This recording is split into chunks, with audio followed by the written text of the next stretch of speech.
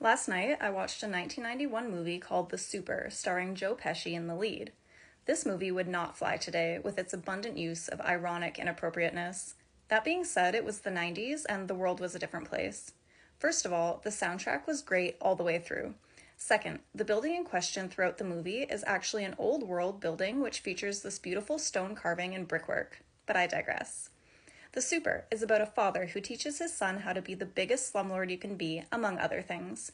He goes so far as to threaten to disown him if he makes repairs to the building he's gifted.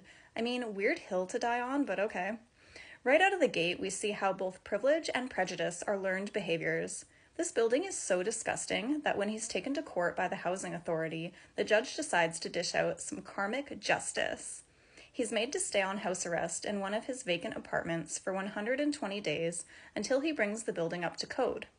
His dad tells him just to ride it out until he can pull some strings, so he makes the best of it.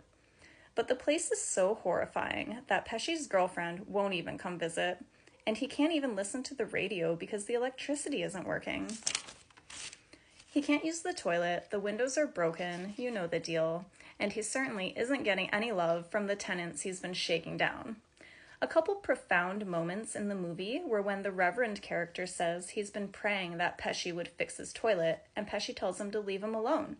Reverend says, "You don't want me to leave you alone. Satan wants me to leave you alone." And when the character Marlon is confronted for rent and Pesci asks him if he has any pride, Marlon says, "Yeah, I have pride. I'm proud I live in a building. I'm proud I don't live in a cardboard box." Puts things in perspective. Anyway, I don't want to give you spoilers, but Pesci learns a lesson and actually ends up standing up to his dad, who's the one who taught him to be like this. He realizes that people are humans too and does the right thing in the end. What I mostly wanted to say about this movie, though, is just how bleak life in the city appeared to be in the 80s. If you ask me, according to movies, I think we hit our lowest low in the 80s, where the division of differences were so glaringly obvious. But then what happened? The 90s had a revolution.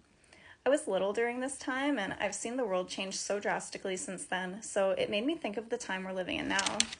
Sometimes media can make the world seem very bleak, but when we hit our lowest low, you better believe a revolution's on its way.